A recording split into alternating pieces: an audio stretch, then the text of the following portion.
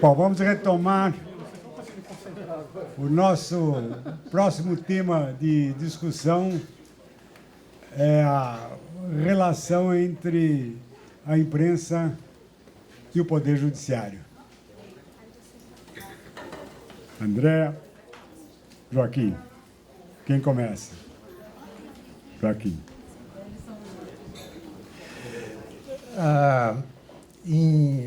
Antes de 1500, Américo Vespúcio, financiado por um Médici, fez algumas viagens aqui perto da gente. Uma dessas viagens foi para Fernando de Noronha, que não tinha esse nome. E lá ele fica encantado com a natureza e depois para em outros pontos do continente. E, quando ele volta, o instrumento de comunicação e de prestação de contas eram cartas. Não tinha nem, vamos dizer assim, imprensa como meio de comunicação. Então, o que ocorria? O navegador escrevia 2 ou 3 cartas, uma para o rei, outra para o financiador, e essas cartas, então, percorriam as cortes e eram multiplicadas por pessoas que escreviam cópias da carta. Quer dizer, então, eu estou falando diante da imprensa. Uma dessas cartas de Américo Vespúcio chama-se Mundos Novos. E ele descreve o paraíso que ele tinha encontrado. Fernando de Noronha e parte do continente. Essa carta percorre a Europa inteira. Ela vai influenciar a noção de paraíso de Montaigne. Ela vai influenciar a noção de paraíso de Botticelli. E uma dessas cartas chega nos mosteiros, porque os monges eram quem copiavam as cartas. E chega no mosteiro, e aí a minha primeira homenagem ao Técio, alemão. Né? E eu tenho o nome do padre, mas é muito... Eu não sei pronunciar, mas, enfim. E o padre tem que fazer um mapa. A carta chega também a Thomas Morros. E é esta carta, com base em Fernando de Noronha, no Brasil e no continente, que Thomas Morros dá o nome de utopia. Então, nós, em algum momento, já fomos uma utopia. Né? E é essa utopia que depois o Montaigne, e Botticelli e outros reproduzem. Mas o padre do mosteiro faz um mapa, o novo mapa do mundo, do Mundos Novos. E, nesse mapa, ele raciocina assim: África é feminino, Europa é feminino, Ásia é feminino. E aí a minha homenagem à Andréia, que é uma... feminista. E aí ele vê o continente novo e coloca América, em vez de Vespúcia, porque pensava que, em vez de Colômbia, que o nome que deveria ser era Colômbia, que descobriu a América. Mas aí ele escreve América. O que é isso? Fake news. É a primeira e mais vitoriosa fake news no mundo. Compreendeu? Isso que eu estou dizendo a vocês é verdade. Eu escrevi, pesquisei intensamente nesse ano. De modo que eu quero fazer duas distinções iniciais. De primeiro, a ferramenta tecnológica, ou a plataforma tecnológica, ou o meio tecnológico, ele pode ser uma carta, ele pode ser a imprensa, ele pode ser o rádio, ele pode ser a televisão, telefone, imprensa, internet. Então, eu queria fazer uma distinção entre a evolução tecnológica, que não tem nada a ver com o uso dessa evolução tecnológica. Já foi dito que o que distingue uma geração de outra não são os novos problemas, mas as novas respostas para os mesmos problemas. Então, muda de tecnologia, e aí esse exemplo do fake news, e que a gente chega até hoje com a questão do fake news. Então, eu quero fazer uma distinção entre a evolução tecnológica das ferramentas ou das plataformas, que necessariamente não dizem nada a respeito do uso, da missão, dos limites e dos valores que essas tecnologias têm que respeitar. E, em geral, são os mesmos valores na democracia e nos tempos que a gente vive. Censura? Não. Liberdade de imprensa? Sim. Tércio, vou discordar de você, mas é a discordância que tem feito uma amizade eterna. A imprensa, a mídia, esses suportes todos, na democracia, tem que atrapalhar o governo, sim. Tem que atrapalhar o governo, sim. Tem que botar o oculto público. Essa é uma resposta consolidada na democracia. Não dá para mudar. Você pode mudar até o nome, mas não a missão. Então, essa é a primeira distinção que eu quero fazer. Muda-se as tecnologias, os suportes, as ferramentas, mas tem alguns valores que estão consolidados. E vamos mudar esses valores? Para a imprensa sobreviver, ela tem que mudar esses valores? Ou tem que encontrar novas soluções para as ameaças que esses valores têm tido? Esse é o meu ponto. O segundo ponto. O segundo ponto é que, em geral, pode passar uma impressão de que quarto poder da imprensa é alguma coisa contra governos. É um uso da comunicação e da sua plataforma contra governos. Poderes constitucionais. Ou seja, é um monólogo, é um diálogo de mão única. Quarto poder é o controle do governo. E só quem usa é a sociedade. Só quem usa é a mídia, é a imprensa, seus proprietários. Para a gente ter uma visão compreensiva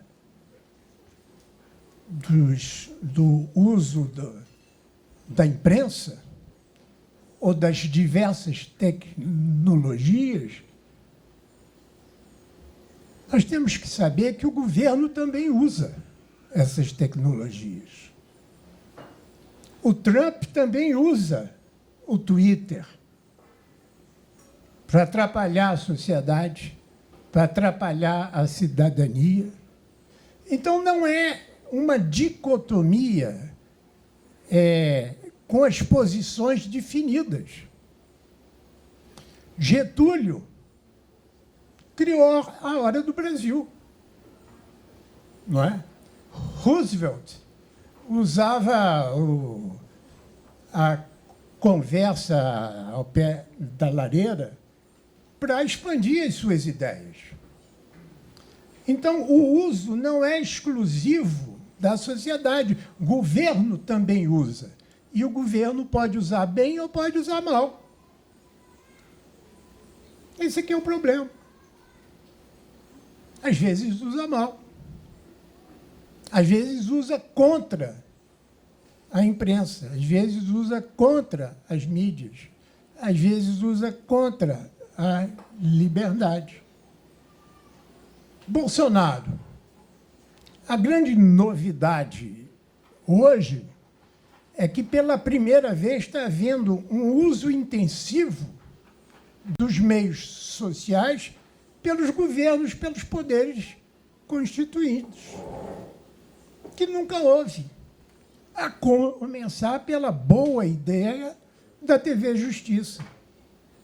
O que é a TV Justiça? É um modo que o governo, um dos poderes, se comunica com a sociedade. E pode ver, e pode ter bons usos e maus usos. Estudos lá do Diego Werneck e do Leandro evidenciam que, com a TV Justiça, houve um percentual de aumento do tempo do voto do ministro. Você sabe, é mais de 30%. Hein? A gente conta aí. Eu fui do CNJ junto com o Joaquim. E no começo das sessões, no início, não havia exibição da nossa sessão. E a sessão era muito rápida, muito objetiva e muito clara. Aí, a partir do momento em que se começou a televisionar a sessão do Conselho, nós nunca mais conseguimos sair de lá antes das 10 horas da noite. Foi em 2008. 2008. Na minha gestão, a gente termina às 5, jogando todos os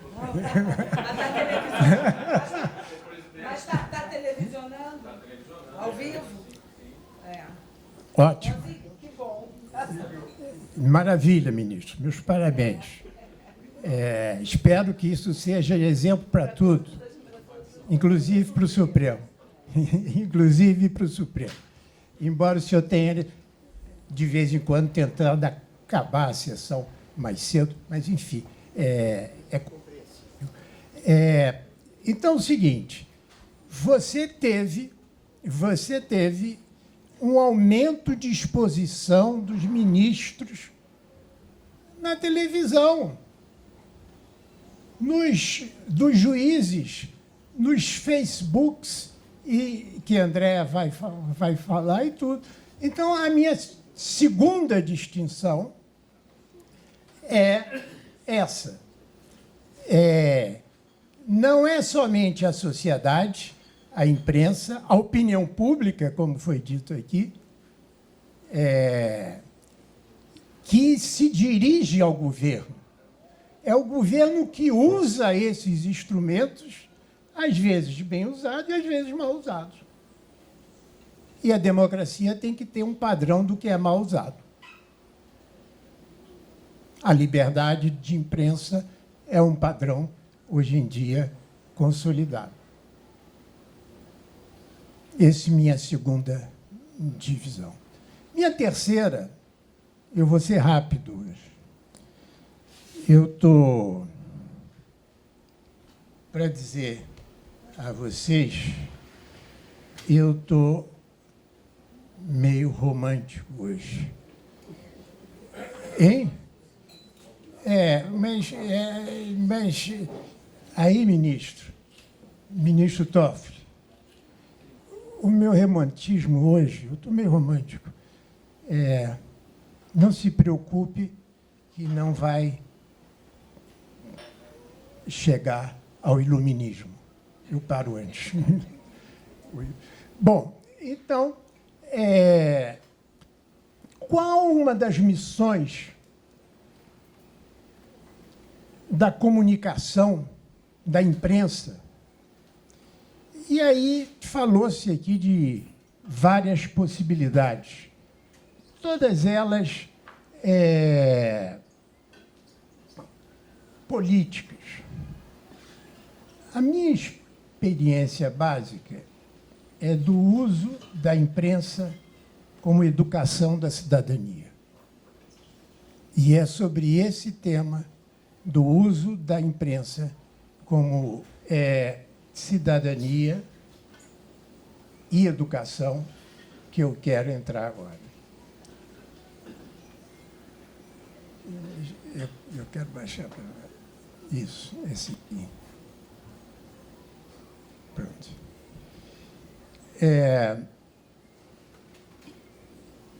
Então, quando me perguntam qual o principal livro que eu escrevi, eu digo Telecurso 2000. Quando a educação, sobretudo jurídica da sociedade, na experiência minha, e aí vou falar do cotidiano, ela é uma experiência vitoriosa na democracia. E a gente deve, é o quarto ponto, que então eu vou juntar, a Otávio Frias Filho. E aí eu quero fazer esse meu texto uma homenagem a Otávio Frias Filho. Otávio Frias Filho, no final, na década de 70, percebeu que o combate à ditadura necessitava da legitimidade do apoio popular. E muitas das questões era fazer com que se compreendesse o que estava em jogo, direitos que estavam em jogo, ameaças que estavam em jogo. E aí, Otávio abre o jornal aos intelectuais, aos professores, a físicos, ao Tércio, a mim, para que a gente explicasse o que estava em jogo. Estava em jogo a democracia. E a democracia precisava de apoios legítimos. E a imprensa foi buscar essa legitimidade. Quanto mais o Brasil compreendesse o que se passava no Brasil, mais nós estaríamos próximos da democracia. De modo que, entre as diversas funções da imprensa ou de qualquer um desses mecanismos de tecnologia, temos que apontar o papel de educação para a liberdade, diria pernambucanamente Paulo Freire. Esse papel é fundamental até os dias de hoje. Quando Otávio, estou em Olinda um dia e liga Boris Casoy, isso que é década de 70.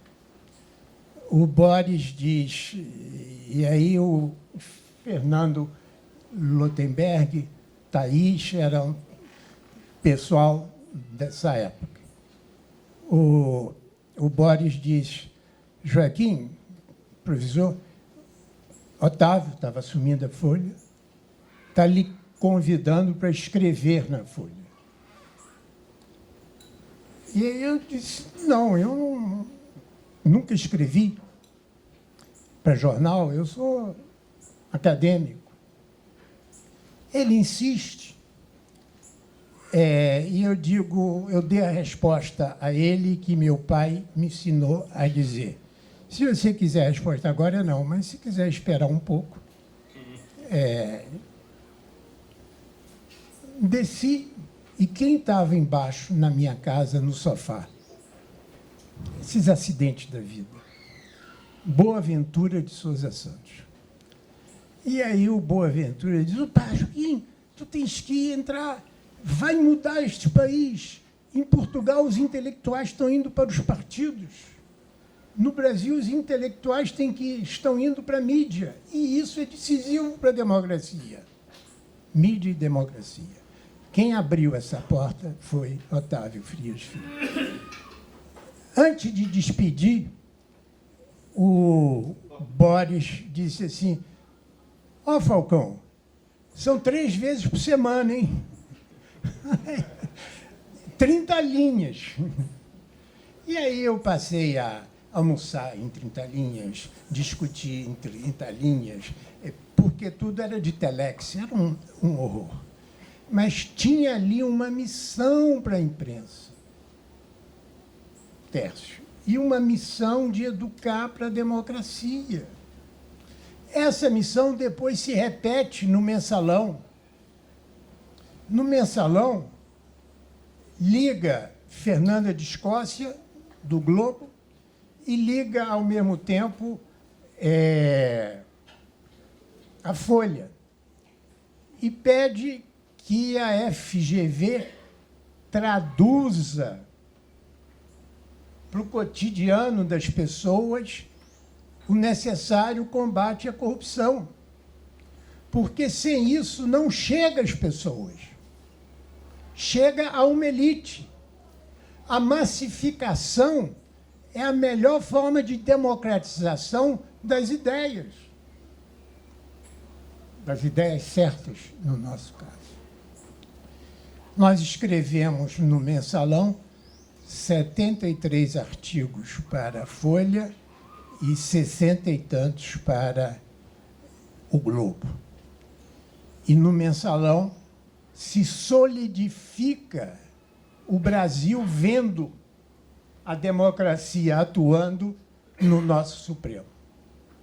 E aí o Supremo alcança uma legitimidade extremamente positiva. Isso nasce, essa ideia de imprensa, educação e democracia, nasce com Otávio Frias Filho. Por quê? Porque a permanente obsessão de Otávio era ultrapassar limites. A revelação de simetrias e assimetrias, perspectivas e antiperspectivas, o mosaico que você falou. Até mesmo um mosaico com ilusões óticas, escondido onde esteja. Um dos livros de Otávio, Seleção Natural, a capa é Escher. Não sei se vocês já viram Escher. Escher é a ideia de quando abre uma porta, em vez de você estar subindo, está descendo. O pássaro que se transforma em peixe. Escher era a matriz do pensamento de Otávio. A aceitação e, ao mesmo tempo, a fuga da contingência, que aprisiona o jornalista em direção do futuro, mas que ele muito procurava. O combustível do seu pensamento era a curiosidade, mas a curiosidade pragmática, para ser transmitida aos leitores, com clareza e simplicidade. Essa função educativa do jornalista é decisiva. Como editor, ele pedia a seus colegas da Folha didatismo. Argumentou certa vez para criar a seção de análise: as pesquisas mostram que nosso leitor compreende muito menos que gostaríamos. Precisamos traduzir, simplificar as notícias, os debates, numa linguagem e num raciocínio mais perto do leitor. Em uma entrevista, perguntaram a Otávio: o que você gostaria de ter sido se não fosse professor? Jornalista. Professor, professor, professor. Respondeu 3 vezes. E em sua sala de aula, no prédio da Folha, ele ensinou o Brasil. O que eu acho, Eduardo, que em quase todo bom jornalista há um professor em potencial. Em quase todo professor há um jornalista latente. Não é? Como editor, ele era um chefe de orquestra. Às vezes Wagner, às vezes Mozart, oferecendo aos leitores as fontes plurais, a surpresa do inédito, do trompete, do piano, raramente a harpa, sobretudo na primeira página, que se falou das manchetes. O cello. O cello era o final do editorial, sempre. Otávio detestava notícia solo. Orquestrava melodias, mosaicos, harmonias e desarmonias, do cotidiano e do eterno presente, como ele gostava de dizer. Não se tratava de oferecer ao leitor o debate fragmentado, a posição explicitada e argumentada. Ele detestava notícia óbvia. Ele tinha perfeita noção que ele queria notícias de tonalidades diferentes. E aí ele cria o jornalismo novo no Brasil. Como Escher, ele sabia que escadas que descem podem subir. Pássaros que estão indo são peixes que estão voltando. Caminhos que se cruzam, às vezes se separam. A edição de um jornal é sempre uma surpresa. Era necessário estilhaçar o fato para recompô-lo, desintegrá-lo para refazê-lo. Essa é a sua estratégia.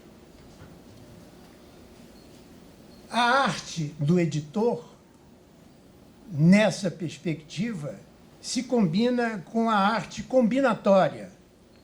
Na expressão de Leibniz, é que a principal ideia é que todos os conceitos não são mais do que combinações de pequenos conceitos. Um jornal é a combinação de pequenos conceitos. Isso é que lhe dá a forma e a direção e o faz democrático. Essa arte combinatória de um chefe de orquestra tinha um limite muito claro, que é a defesa da liberdade de imprensa.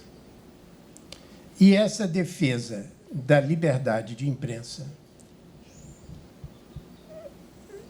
está num documento mais claro de todos, que é a carta que ele manda para o Fernando Collor.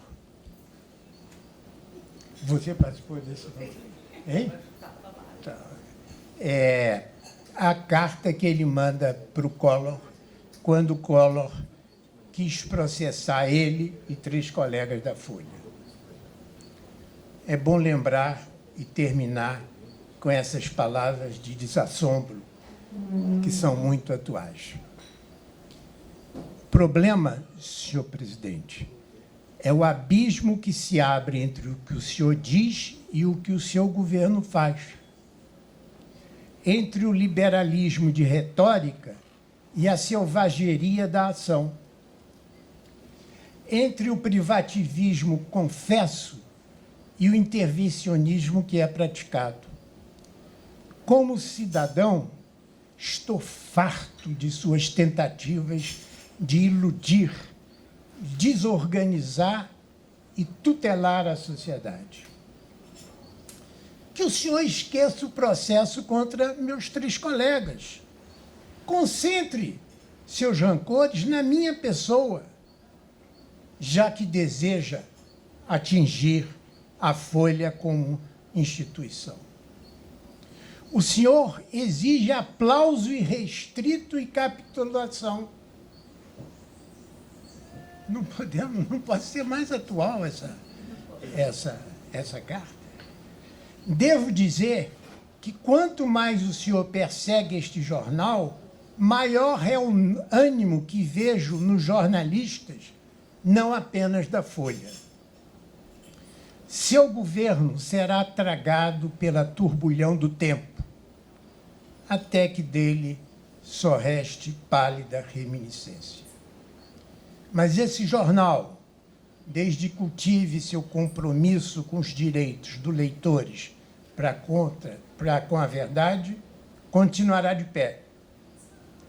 Até mesmo, senhor presidente, porque o senhor é capaz de compreender que a minha causa, a liberdade de imprensa, é melhor do que a sua. Assinado Otávio Frias Filho.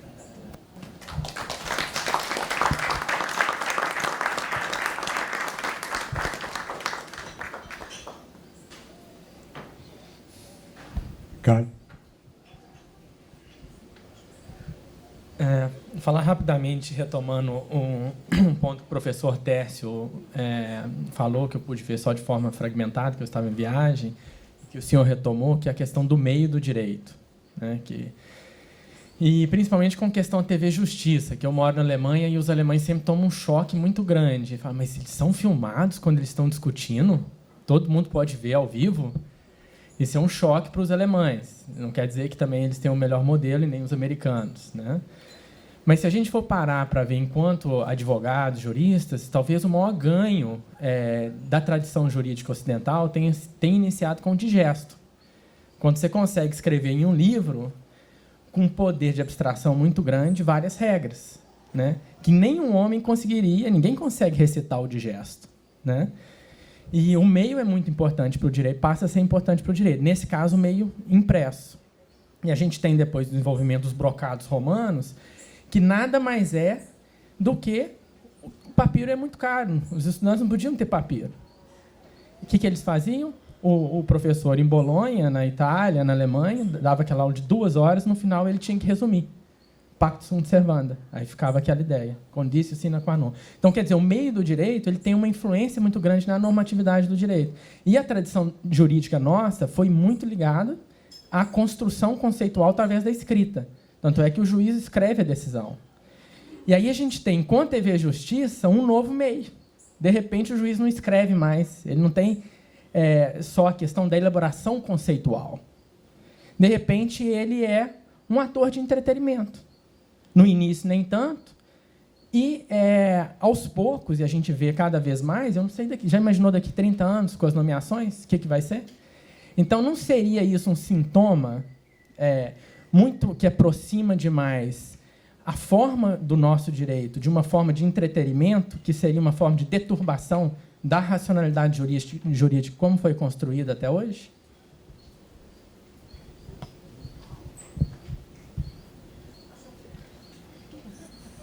Não vejo assim. Absolutamente. Isso pode ser uma tradição na Alemanha. Mas, necessariamente, não é um modelo para todo mundo. Pode estar de acordo com a cultura alemã. E o fato de estar escrito não me dá certeza.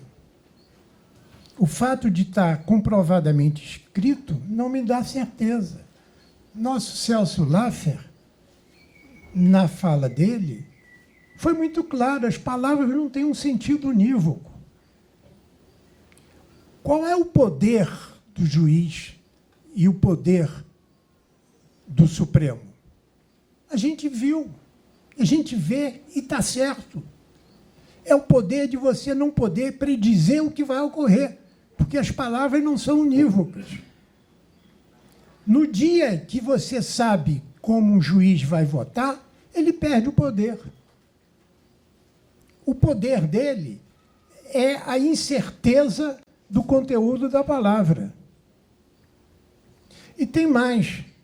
Hoje em dia, com a neurociência e com os bancos de dados e com as informações todas, você, cada vez mais, a predição é uma forma, ou como alcançar uma predição é o objetivo dos advogados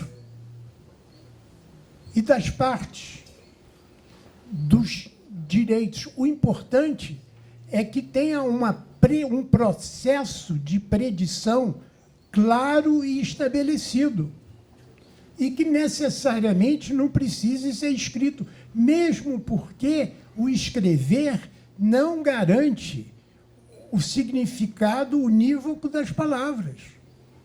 O que garante é uma cultura. E aí eu vou lhe dar um exemplo que, para mim, é... Você citou Europa, para mim é um exemplo que está aí e que a gente tem que avaliar. Inglaterra.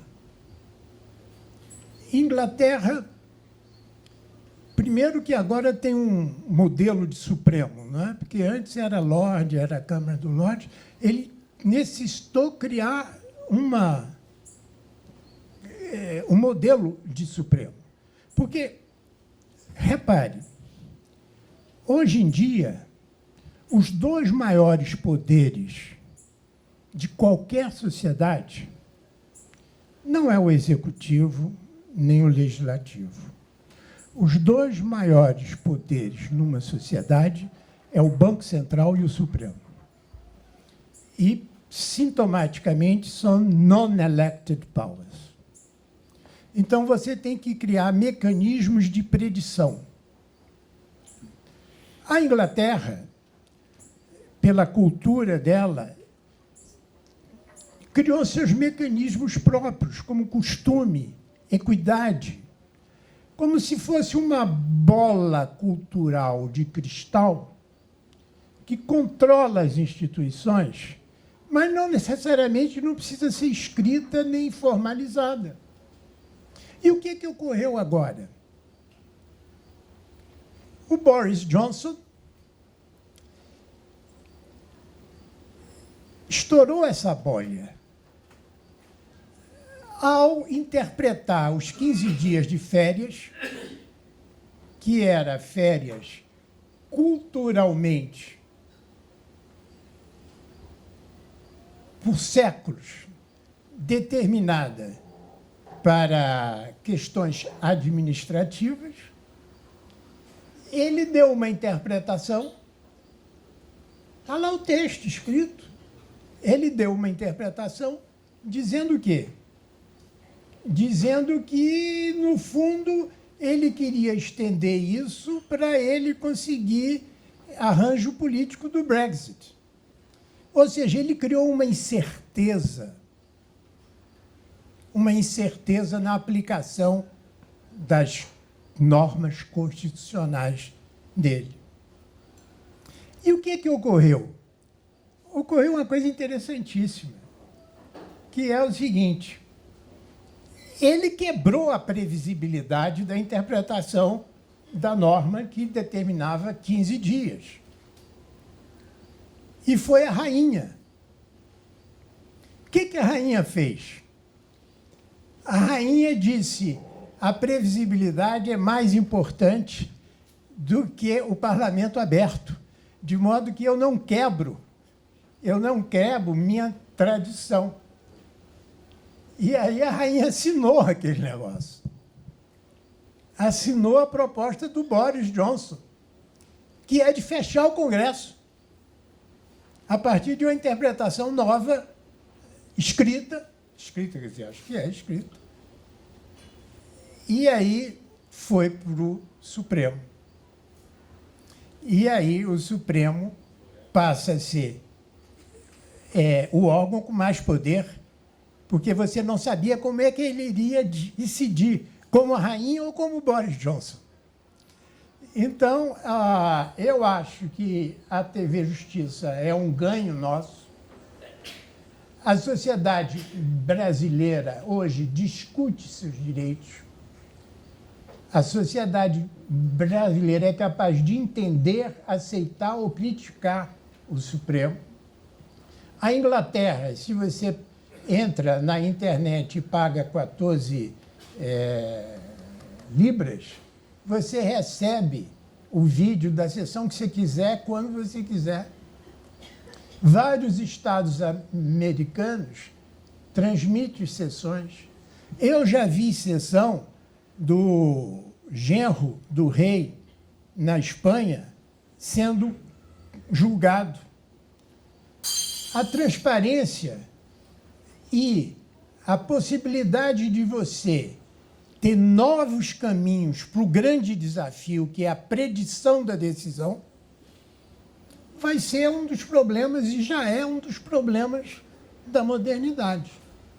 De modo que, viva a TV Justiça!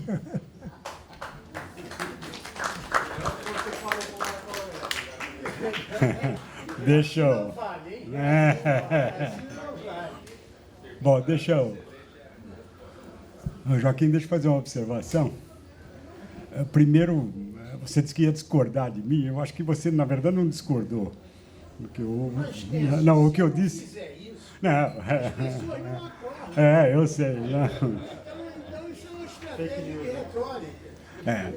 Eu tentei justamente fazer uma diferença entre a forma de poder do quarto poder, em termos de contrapoder, e contrapoder é exatamente isso que você falou, não? E antipoder, que é outra coisa. Não? Então, é outra coisa. São duas coisas... Mas, enfim, são coisas diferentes. Não? Contrapoder, ela sempre foi. E isso é positivo. O Twitter do Trump não é contra o Trump. Sim, mas uma segunda observação que eu gostaria de fazer a respeito da TV Justiça, não?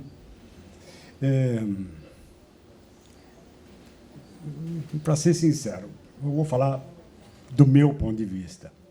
Bom, eu sou advogado. Eu sou capaz de ouvir o voto do ministro Celso de Mello do começo até o fim. Mas eu me pergunto, você está falando do público em geral, quem ouve? Quem tem essa paciência de ficar 5, 6 horas vendo aquelas sessões? Na verdade, o que acontece, e aí eu vou um pouquinho na direção do que o Ricardo levantou, é outra coisa. O público, em geral, é capaz de ficar 90 minutos, mais os 15 de intervalos, vendo um jogo de futebol. Mas o que faz aqueles 90 minutos e os 15 de intervalo alguma coisa interessante é aquilo que a Globo se especializou em grandes lances, grandes momentos. E aquilo fica sendo jogado o tempo inteiro. Isso funciona no futebol. A minha impressão é que isso funciona também em relação à TV Justiça. Os grandes momentos, esse julgamento de anteontem, o final, eu fiquei vendo a Globo. O que você percebia? Eram 30 segundos, às vezes 1 minuto, de cada ministro. E aí parava. E nessa escolha é que está, por assim dizer, o jogo do poder da imprensa. Não está na TV Justiça. A TV Justiça não tem poder nenhum. Agora, a imprensa exercita o seu quarto poder quando ela faz esse tipo de trabalho. E esse tipo de trabalho merece atenção. E aí entra um pouquinho esse outro lado. Afinal, como é que nós estamos lidando com isso? O que aparece, afinal?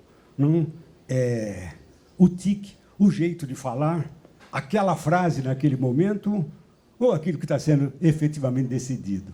Acho que essa é a pergunta.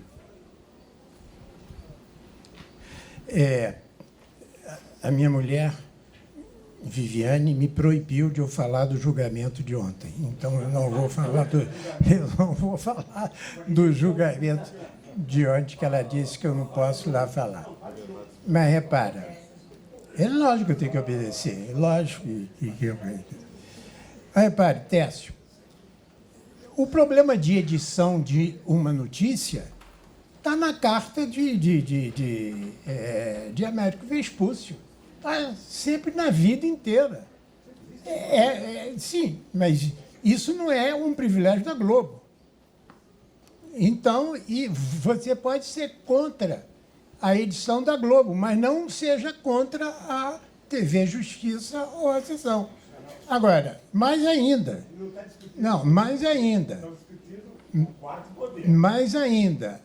não é a Globo que capta as notícias. Quem capta a sessão é a TV Justiça e capta toda. E está para todo mundo que queira assistir. As mídias sociais necessariamente não se baseiam na edição da Globo. Se está errado ou não, etc. Tal, é papel do jornalista ser editor, não é? Agora, você disse que a Globo fica repetindo 1 minuto, etc. E tal. E o ministro? Quantos ministros que vão lá com frases feitas para pautar, inclusive, a Globo? Quantos ministros? Eu sei, mas isso não implica de que seja ruim você ter uma TV Justiça. Quantos ministros fazem ofensas pessoais na sessão? Eles estão pautando também. E esse é meu primeiro ponto. Ou seja, não vamos pensar de que o governo, os poderes também não usam, como qualquer outro usa, os meios de comunicação. Eu queria falar uma coisinha sobre a TV Justiça. Porque eu acho muito importante essa questão da TV Justiça. Eu acho que ela é imprescindível, transparência. O que acontece é que, o que a TV Justiça está mostrando é o anacronismo da justiça. E isso precisa ser refletido de dentro para fora, inclusive. Eu confesso, eu me lembro do desembargador Alves Braga, um dia ele foi fazer correção numa comarca do interior. E o juiz mostrou todo orgulhoso as sentenças e disse: o senhor gostou? Ele disse: olha, as suas sentenças são como um mel, são muito boas, mas custa sair da garrafa, né? E eu diria o seguinte, que eu fui juiz do Tribunal Regional Eleitoral em São Paulo. Nós tínhamos um método moderno de julgar, até porque a gente tinha que julgar, porque tinha eleição. Então, cada juiz dizia o seguinte: meu ponto de vista é esse. Em 5 minutos, 10 ou até 15, expunha o seu ponto de vista. Passava, em 1 hora de sessão, se decidiam as questões mais cruciais. E depois, quem queria lavrar o voto, mandava publicar no Diário Oficial, lavrar o voto. Então, eu acho que esse é um ponto, ministro Toffoli, que eu já falei nisso. Não é contra o juiz, é a favor do juiz. Porque acho que o juiz precisa se modernizar nesse sentido, em benefício da justiça e da imagem da justiça. Só para encerrar aqui, porque a Andréa está impaciente aqui, o valor, Ricardo, da TV Justiça no meu dia a dia é quando eu chego na casa da minha sogra, e aí a minha sogra, que tem 82 anos, diz assim: vão conceder o embargo infringente ou não?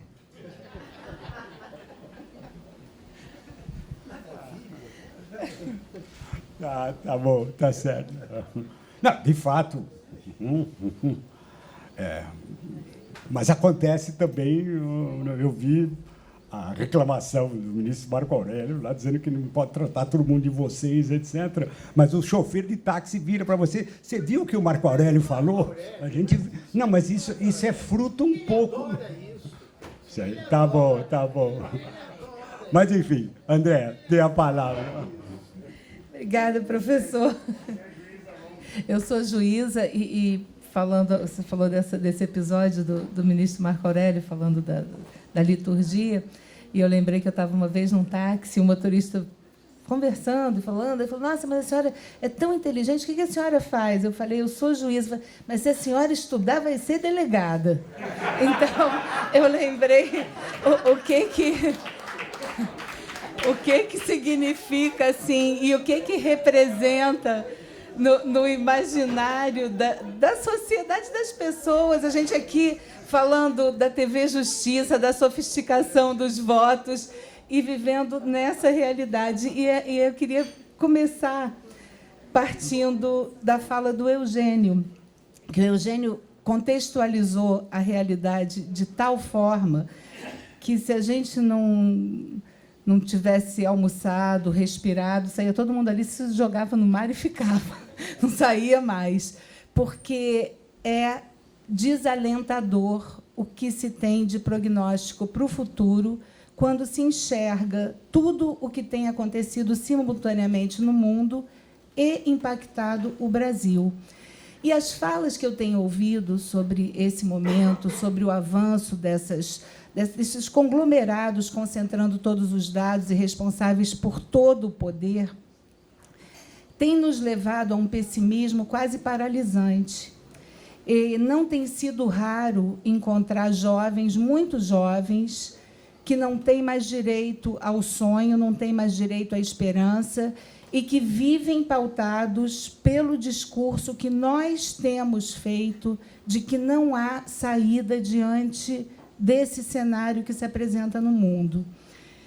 E eu quero falar sobre isso porque, claro que, se a gente for pensar a democracia, o poder judiciário, a imprensa, nesse contexto, com essa concentração, e mais com os dados que o Beto trouxe de desigualdade que nos estruturam no Brasil, não há o que falar, senão sentar, todo mundo se abraça e chora. Foi coisa que eu tive muita vontade de fazer quando eu li o Harari, deu vontade de dar um abraço nele e falar, vem cá, não é isso tudo, não, vamos chorar juntos, porque entre o dia que a gente nasce e o dia que a gente morre, é que se experimenta toda a existência e todas essas inquietações.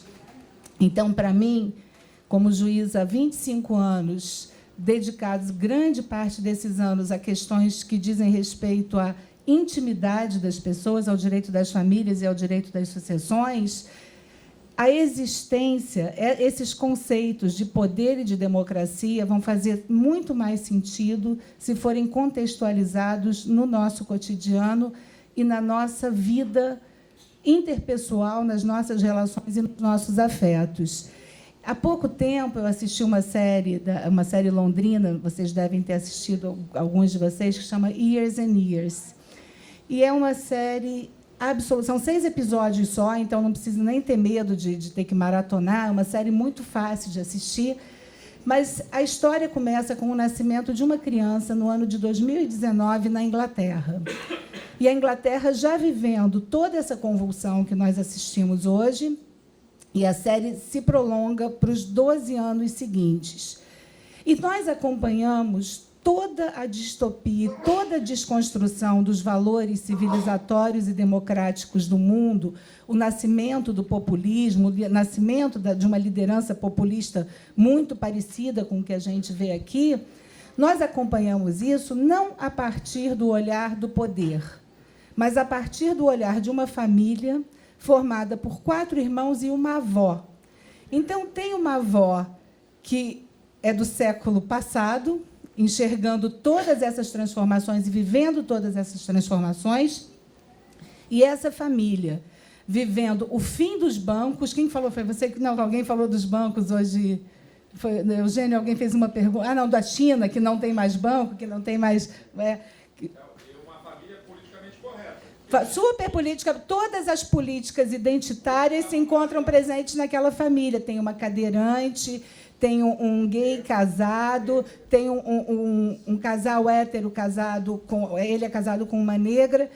E o que eu achei curioso, quando eu comecei a assistir essa série, é que na primeira cena tem uma questão da filha que está muito perturbada e vive na internet, e a mãe não sabe como lidar com aquilo, todos muito corretos. E aí a mãe inquieta e a filha quer conversar com a mãe e com o pai. E a mãe se prepara para uma conversa sem saber o que está deixando a filha deprimida, triste, e vai fazer uma pesquisa na rede da filha para saber o que a filha estava pesquisando. E descobre que a filha está fazendo uma pesquisa sobre trans. Aí ela fala, ai, que alívio, então não é só isso, vamos lá, vamos para a conversa. Aí a filha senta na frente dela, começa a contar. E antes que a filha comece a contar, a revelar qual é a grande inquietação, o pai diz assim, não, minha filha, não se preocupa, nós chamamos, o nosso amor é incondicional e a gente só vai ter que se adaptar, porque ao invés de ter uma filha, a gente vai ter um filho. Aí a filha olha e diz assim, mas vocês estão achando que eu sou transexual? O que eu quero contar para vocês é que eu sou transhumana. E eu levei um susto, porque parecia que eu estava vendo um filme de ficção científica. E quando eu fui conversar com jovens que já falam essa língua, eu me surpreendi ao constatar que há um momento de ruptura acontecendo entre o que nós temos como conceito e como valor de humanidade e um momento de pós-humanidade ou transhumanidade que faz todo sentido quando a gente pensa democracia e quando a gente pensa poder. Eu não tenho respostas para entender o que vem por aí, mas o que não é possível é imaginar que, com os valores e os conceitos que nós vivemos até aqui, nós conseguiremos enfrentar essas transformações que se avizinham e que se apresentam no mundo. São transformações profundas, são transformações verticais e que podem impactar valores e conceitos que nós tínhamos como certos até aqui. Então, como é que a gente pensa a democracia e pensa essa rede de poder, quer dizer, essa tripartição do poder, o controle feito pelos freios e contrapesos, como é que a gente vai viver imaginando que Caio e Tício ainda vivem entre nós? Eu costumo falar isso quando eu falo sobre direito das famílias, porque as transformações foram tão grandes e a gente continua discutindo o direito das famílias como se as famílias fossem as famílias patriarcais de Caio e Tício. Isso já acabou. Então, como é que a gente se prepara para enfrentar essa transformação? E aí eu lembro, né, o Paul Valéry, que tem uma frase que ele diz que o problema hoje em dia é que o futuro não é mais o que costumava ser, que eu acho que nunca foi, mas é que agora a gente tem consciência disso. Como é que a gente se prepara para viver um momento em que todos os valores humanos que nos estruturaram, os valores civilizatórios que nos trouxeram aqui, os valores que dizem respeito ao trabalho, que dizem respeito aos afetos, se encontram em xeque? Como que a gente vai pensar o poder e pensar a democracia nesse contexto? E a proposta que eu faço para a gente poder fazer isso aqui muito rapidamente é pensar na democracia que nos resta e na que temos que enfrentar nesse momento de transição, porque pode ser que nós não vivamos para experimentar o que vem, mas o que nós temos precisa ser preservado. E o que tem acontecido hoje, com as repetidas violações à liberdade, tem significado um sintoma muito grave de que o poder não está funcionando da maneira como deveria funcionar. Nós hoje temos uma democracia formal indiscutível. Ninguém discute se os sistemas democráticos estão funcionando. Toda vez que você escuta isso, mas as instituições estão funcionando, é o que todo mundo repete o tempo todo. Eu acho que a gente já repete isso de nervoso em alguns momentos, porque há momentos em que você visivelmente percebe que né, não tem aquela história dos elefantes que eu contei, que tinham dois mineiros, essa é para você, viu, Beto? Que tinham dois mineiros conversando na beira da estrada, aí passou um elefante voando, e eles continuaram papeando, pitando um cigarrinho, comendo um queijinho, passou o segundo elefante voando, e a conversa seguiu. Quando o terceiro elefante passou, um olhou para o outro e falou assim, acho que o ninho é para lá. Eu acho que nós temos assistido muitos elefantes voando e apontando o lugar do ninho sem coragem de enfrentar questões que dizem respeito ao real exercício da democracia e à efetividade dos direitos que nós consagramos na Constituição de 88 e que até agora nós não conseguimos efetivar. Nós tivemos uma breve ascensão e já assistimos à queda da democracia, sem que nós tenhamos tido capacidade de efetivar os direitos que chegaram na Constituição. E quando eu falo da Constituição, e aí eu também falo do século passado, porque há 25 anos eu tomava posse na magistratura. E, na ocasião, começava um movimento de aproximação da justiça e das mídias, por meio dos jornais, dos grandes jornais. Porque essa conversa era impensável até então. O que se escutava, e era muito repetido, é que juiz não fala, juiz só fala nos autos, juiz não dá opinião, juiz não interfere, não se mete em nada. E por que é que foi necessária essa aproximação da justiça e da imprensa? Porque a imprensa, naquele momento, e no momento dessa carta do Collor, a imprensa ocupava um lugar de poder que hoje se encontra em xeque com o advento das novas mídias. Mas, naquele momento, a imprensa monopolizava a opinião pública. E aí é outra questão, porque é um poder, sim. Porque, quando a gente fala de opinião pública, na realidade, a gente está falando de opinião publicada. Quem é o veículo de comunicação que tem poder para pautar a opinião pública. E aí é bom lembrar o Ibsen, no Inimigo do Povo, que tem uma história que envolve um jornalista que descobre a verdade, que morre uma pessoa contaminada nas águas de um spa, e aí ele vai ser endeusado porque ele descobriu que a água está contaminada, quando a cidade inteira percebe que, sem aquela água, a cidade morre economicamente. E ele tem a verdade, e ele quer revelar a verdade, e a imprensa se une ao poder para que a verdade seja sepultada e para que a cidade sobreviva economicamente. Então, esse uso da imprensa pelo poder sempre aconteceu. E o uso da imprensa como poder para controlar o poder do Estado também sempre aconteceu, e é bom que seja assim. E aí eu falo de um lugar privilegiado. Eu sou juiz, eu não gosto de ler notícia falando mal de juiz. Eu fico ofendida, fico super chateada, porque eu falo assim, poxa, por que não se informa? Por que não vem saber? E qual é o resultado dessa avaliação? E nós buscamos a imprensa por isso, na ocasião. É porque houve uma constatação de que nós nos comunicamos muito mal.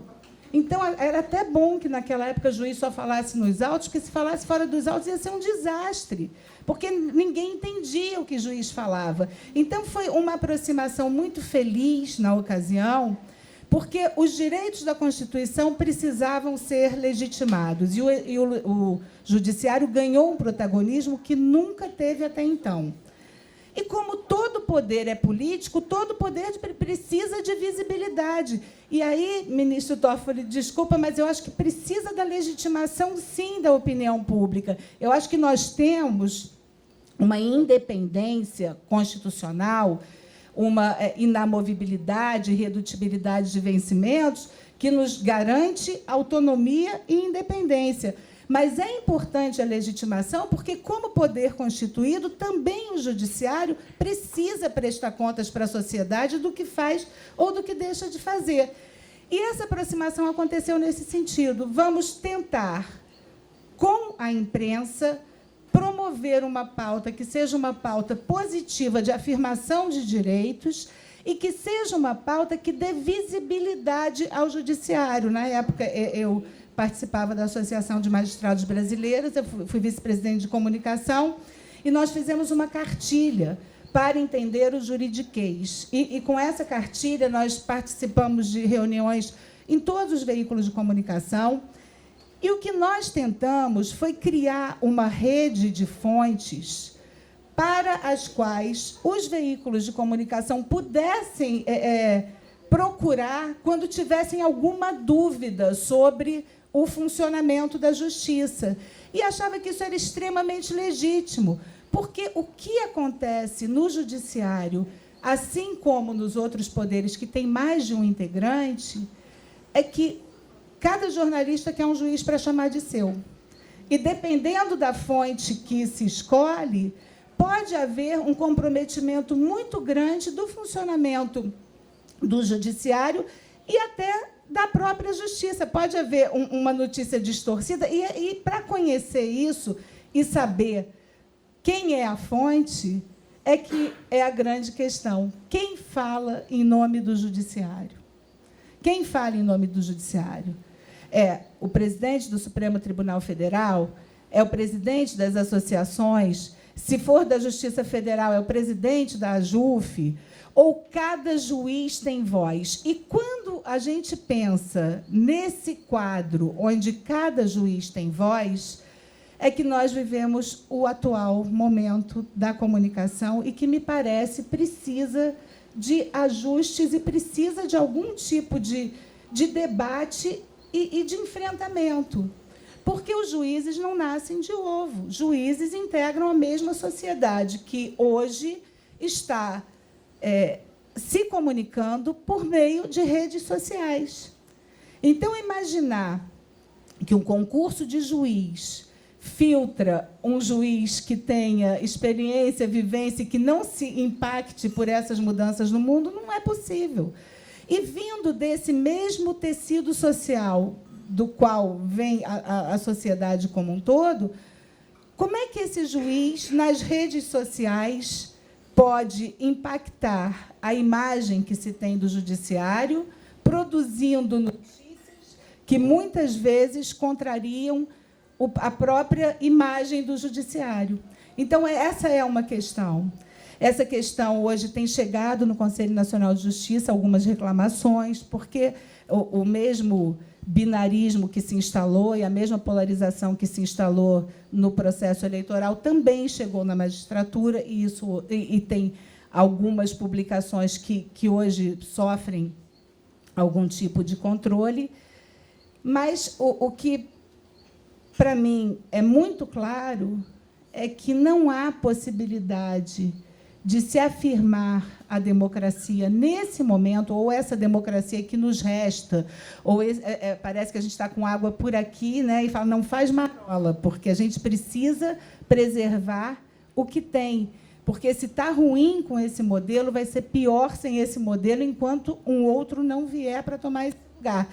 Então, é fundamental que o judiciário seja permeável à informação e se faça mais claro e transparente, porque as pessoas precisam saber como funciona esse poder. Os controles precisam ser claros para que a sociedade tenha dimensão da importância e da legitimidade que esse poder tem como garantidor de direitos.